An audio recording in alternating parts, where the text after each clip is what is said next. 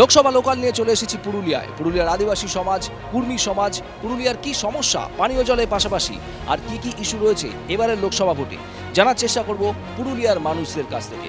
নজর রাখুন।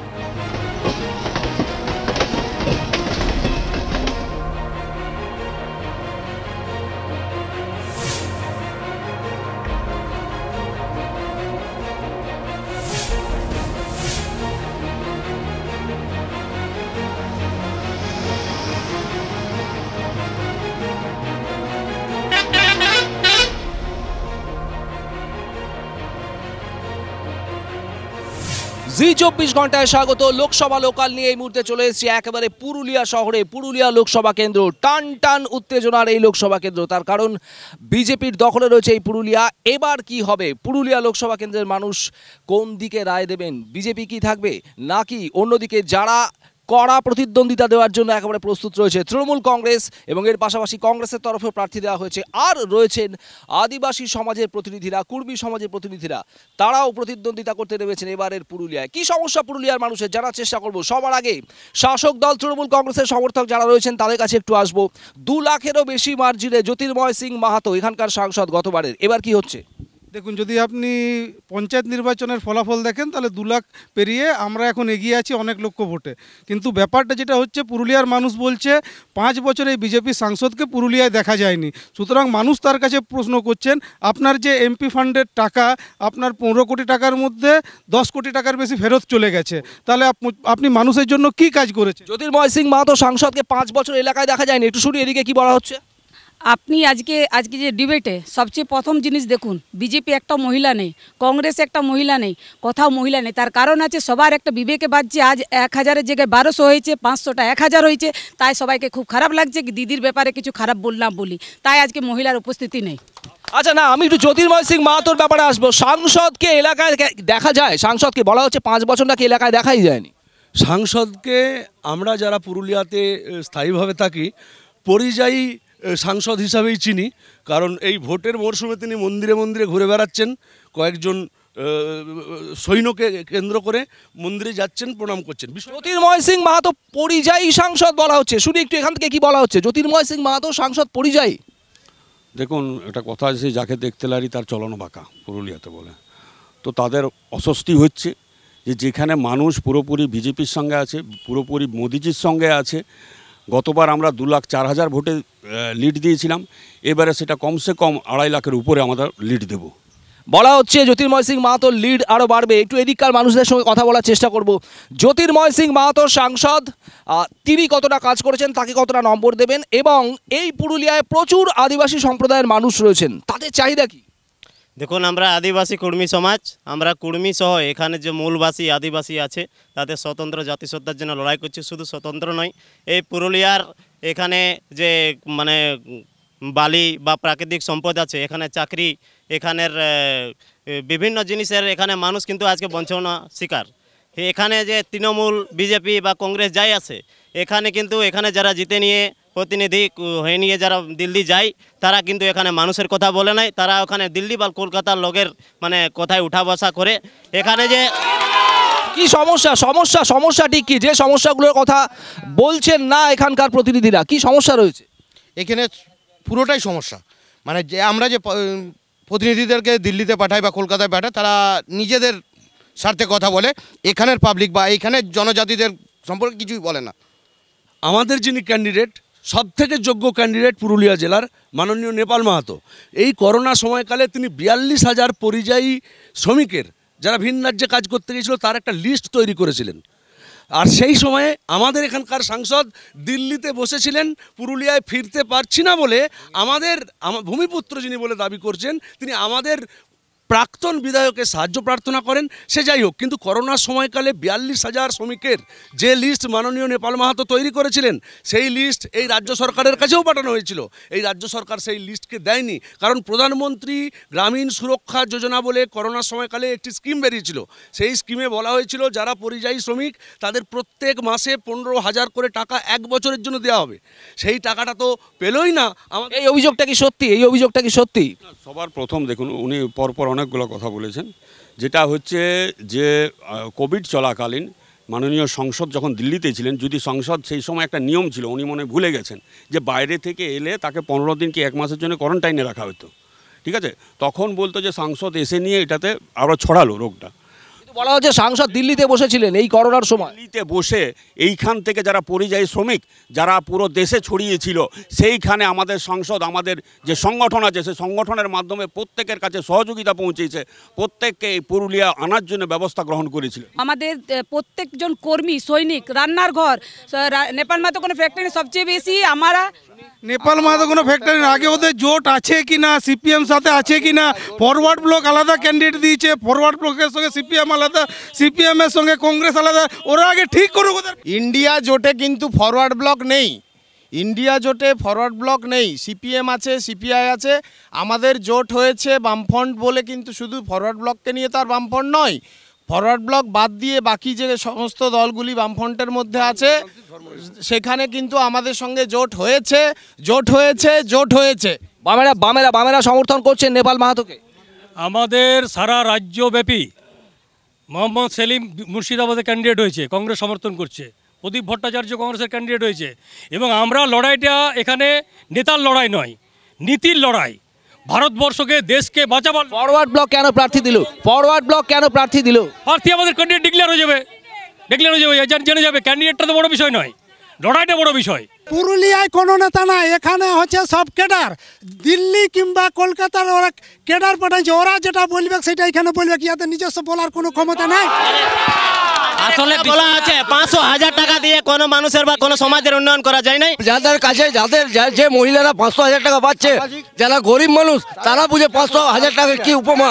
ভিখারি না, আমরা কর্মসংস্থান চাইছি। যদি কংগ্রেস, বাম, ধর্মনিরপেক্ষ গণতান্ত্রিক জোট এবার সংসদে যায়, তারা প্রত্যেক বছর প্রত্যেক নারীকে বছরে 1 লক্ষ টাকা অনুদান দেবে।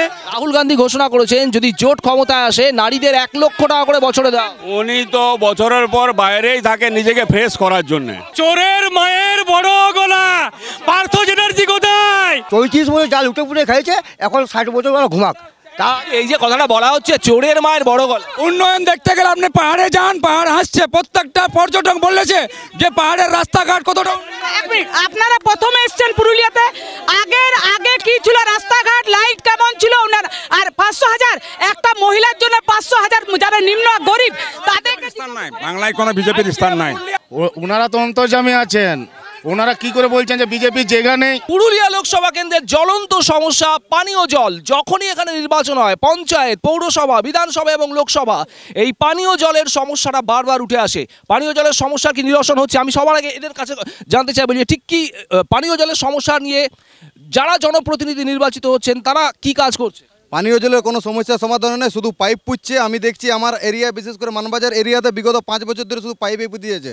কবে জল আসবে কিছু নাই। তার আগে এখানে যে সাংসদ থেকে শুরু করে শাসক দল তৃণমূল, তারা কেন ড্যামগুলো সংস্কার করছে না? আগে এই সমস্যা পানীয় জলের জন্য এমপি টিকিট নিয়েছিল, কিন্তু উনি এখন তো জলের 1 ফোঁটা আনতে পারেননি। কিন্তু উনি এই পানীয় জলের জন্য এমপি সাহেব দিল্লি থেকে কত টাকা নিয়ে এসেছে? প্রধানমন্ত্রী বলেছেন প্রত্যেকটা ঘরে বিশুদ্ধ জল দেওয়ার জন্য, কিন্তু এখানে টিএমসি পার্টি 3 বছর ধরে 2000 টাকা এবং 500 টাকা নিয়ে রাজনীতি করছে। এখন তারা জল কল দিচ্ছে, কিন্তু জলের কোনো গ্যারান্টি দিচ্ছে না। জল কল দেওয়া হচ্ছে, জলের কোনো গ্যারান্টি নেই।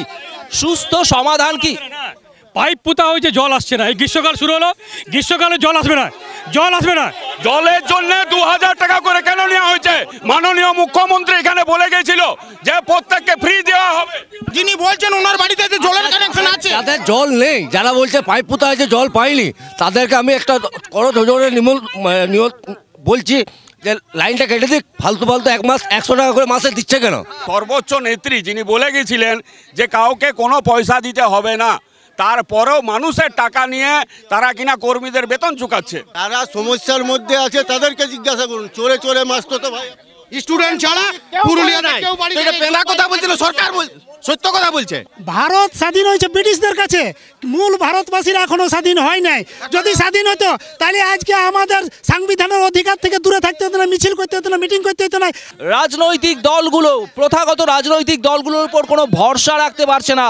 জ্বলন্ত সমস্যা। কি বলবেন এখানকার যারা বিভিন্ন রাজনৈতিক দলের সমর্থকরা রয়েছে, তারা তো ভরসা রাখতে পারছেন না। সব থেকে তো চাকরি বেশি কর্মী সমাজ, ওরা তো বলছে কেন? আমরা জবে থেকে জন্মগ্রহণ করেছি পুরুলিয়াতে আমরা এমপি দেখতে পাচ্ছি মাহাতো সম্প্রদায়ের মানুষ, তাও উন্নয়ন হয়নি কেন?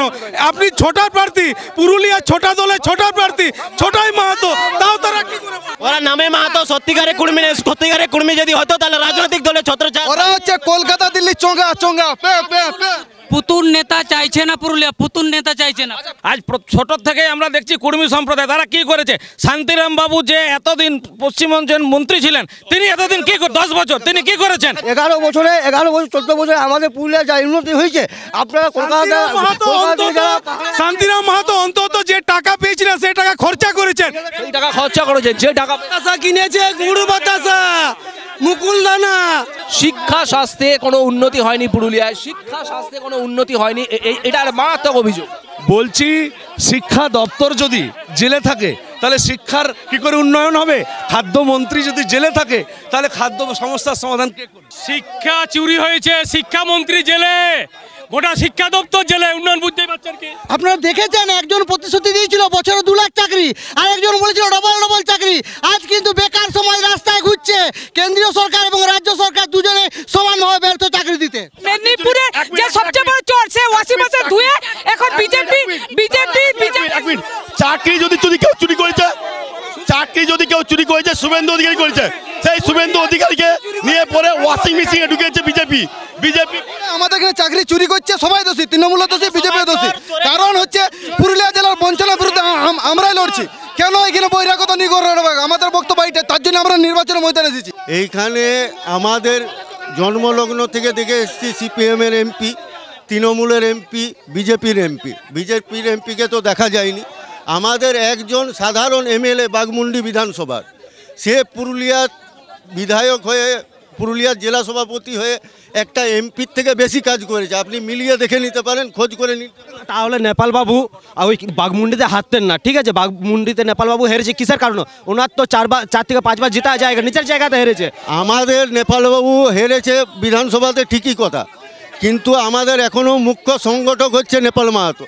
ইনাদের যিনি মুখ্য সংগঠক তিনি দুবার হেরেছেন। একবার এইবারে জেলা পরিষদে হেরেছেন, তার আগে মিউনিসিপ্যালিটি ইলেকশনে হেরেছে। ভারতবর্ষে এতগুলো রাজ্য আছে যেখানে বিজেপি এতগুলো ক্ষমতা থাকার পরে কোনো একটা রাজ্যে মহিলাদের জন্য দিতে পেরেছে? আমাদের লক্ষ্মীর ভান্ডার মমতা বন্দ্যোপাধ্যায় দিয়েছে, অতএব এই উন্নয়নের ভোট হবে। এবং মহিলাদের যেভাবে দিয়েছে, কোনো ভারতবর্ষে বিদেশে নজির আছে যে মমতা বন্দ্যোপাধ্যায় দিয়েছে। টান আলোচনা, টান উত্তেজনা চলছে এই লোকসভা কেন্দ্র ঘিরে। আসবো লোকসভা লোকাল নিয়ে একটা ছোট্ট বিরতির পর, সঙ্গে থাকুন।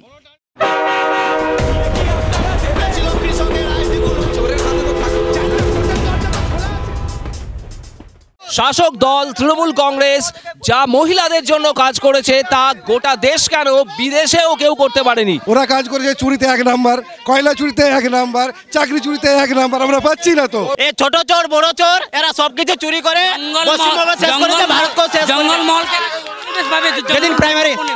যেদিন প্রাইমারি নিয়োগ হয় বাইরে থেকে পশ্চিম মেদিনীপুর 800 ঢুকে যায়, সেদিন কোথায় ছিল? সেদিন বিজেপিও প্রতিবাদ করে নাই, টিএমসিও প্রতিবাদ করে নাই। সেদিন কোথায় কি করেছিল? সব চাকরি বাইরে থেকে ঢুকে গেছিল আমাদের পুরুলিয়া। এই দোষারোপ আর এই গর্জনে কিছু অর্জন হবে না। পুরুলিয়ার সাধারণ জনগণ খুব বুদ্ধিমান, তারা জানে চুপচাপ কমল পে ছাপ। আমরা বাম গণতান্ত্রিক নেতৃত্বাধীন কংগ্রেসের যে জোট, আমরা ধর্ম নিয়ে রাজনীতি করি না, আমরা দেশের অর্থনীতি নিয়ে রাজনীতি করি, দেশের বেকার মানুষের সমস্যার সমাধানের জন্য।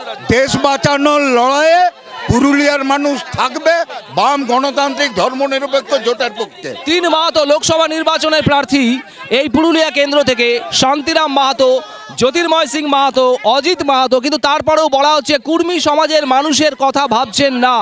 কেন ভাবছেন না? আজ যদি কুর্মী সমাজকে সমর্থন করতে একটা মহিলা আসেনি কেন?